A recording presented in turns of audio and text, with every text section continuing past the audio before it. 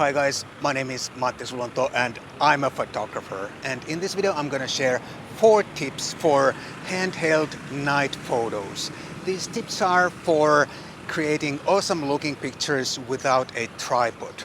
But before I go any further, I'd like to thank Focus Nordic Finland for lending me some gear for this trip.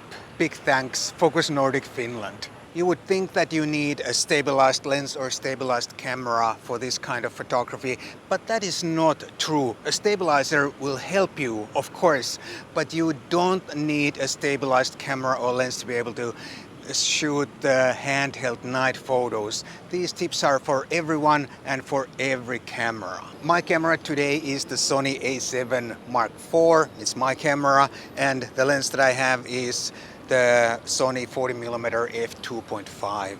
This camera has IBIS and it certainly can help me to capture some little bit longer exposures, handheld exposures, even though the IBIS on this Sony is not that great, but it's better than nothing. But one thing with stabilizers is that they cannot help you to freeze any kind of motion because you need a fast shutter speed for that, and no stabilizer can help you with that, of course. So stabilizers are good for static scenes or scenes that can have some movement in the scene, like moving cars or moving people. But if you want to freeze action, you need a fast shutter speed, and no stabilizer can help there. Tip number 1, practice hand holding. And I'm not talking about holding hands with your friend or your partner, even though sometimes it might be a good idea to practice that too. But I'm talking about hand holding your camera.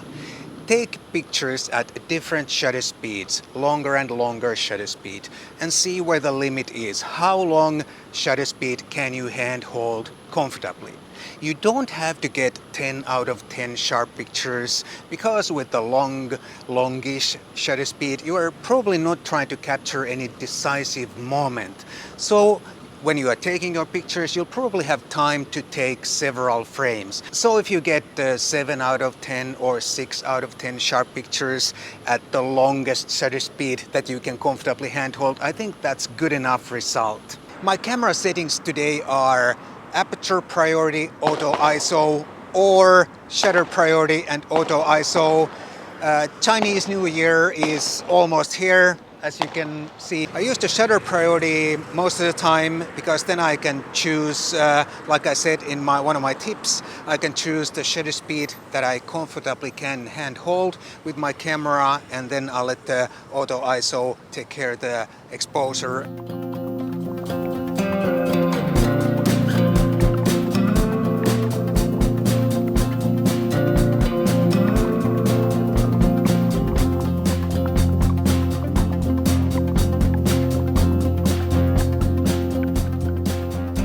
Of course, I always shoot RAW, and the pictures you see in this video I process with DxO Photolab 6.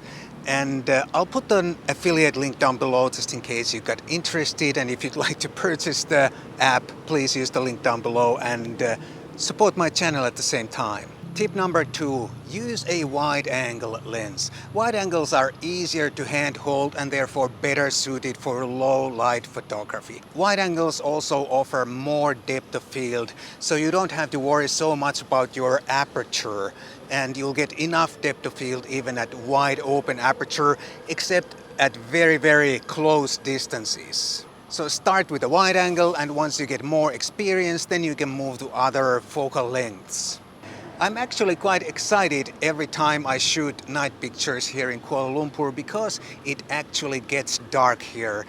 In Finland, especially in the summer, it never gets really dark. And even if I want something that looks like this, remotely looks like this, I have to stay up until midnight or past midnight, because the daylight time is something like 18 or 20 hours.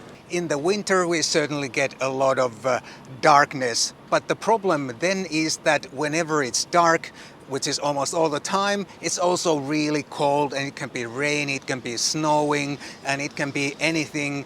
And while you can certainly get some really moody, nice pictures, it's not very nice to be out there taking pictures in that kind of weather. But the snow has one upside. It makes everything look a little bit brighter or lighter because the white snow reflects light much better than these dark surfaces and dark concrete and whatever we have here. Tip number 3, support yourself. You can extend your shutter speeds considerably if you support yourself. You can lean against a wall, for example. You can lean against a rail, for example.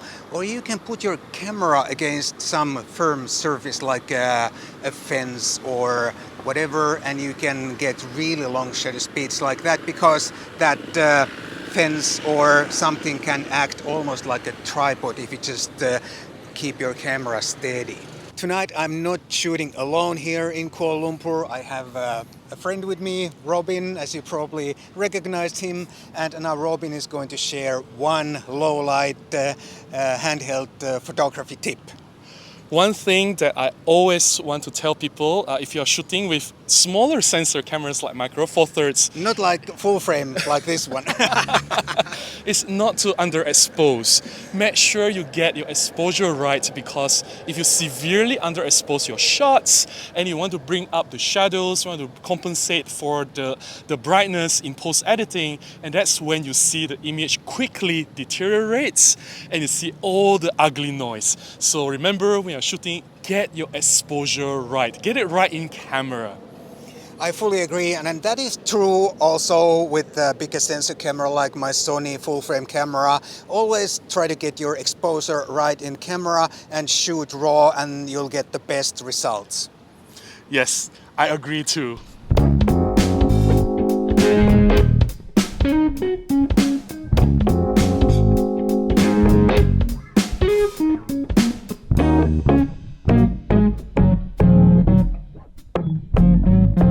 Tip number 4, don't be afraid of high ISO values. Modern cameras perform really well at high ISO values, and in some situations you may have to use quite high ISO values, especially if your camera does not have a stabilizer or your lens doesn't have a stabilizer. One easy way to shoot is to use shutter priority and auto ISO. Choose the longest shutter speed that you can comfortably handhold and let the camera take care of the rest. And of course, whenever you are shooting night photos, it doesn't mean that you should be looking for all the deepest shadows or all the darkest corners. In a big city like Kuala Lumpur, for example, there are lots of motorcycles going around making all kinds of noise, and there are also a lot of light around, and you'd be surprised how much light there can be even in the middle of the night or in the middle of the darkness. So you don't necessarily need a high-speed fast aperture lens or high ISO values or whatever in many situations. The things you should be looking for are pretty much the same things you'd be looking for in bright daylight. Light and shadow, reflections, motion blur. Of course, motion blur is much easier in low light. Neon lights. Neon lights are brighter when it's low light. And also take detailed pictures and whatever interests you.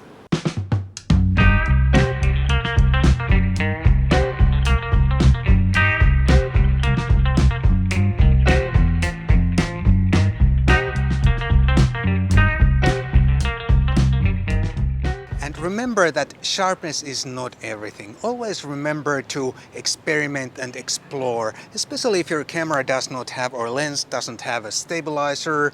Experiment with motion blur, high ISO and things like that.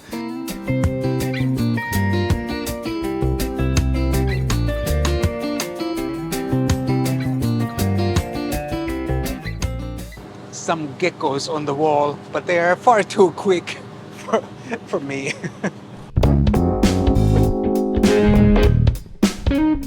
I hope you enjoyed this handheld low light photography tips and this photo walk here in Kuala Lumpur tonight.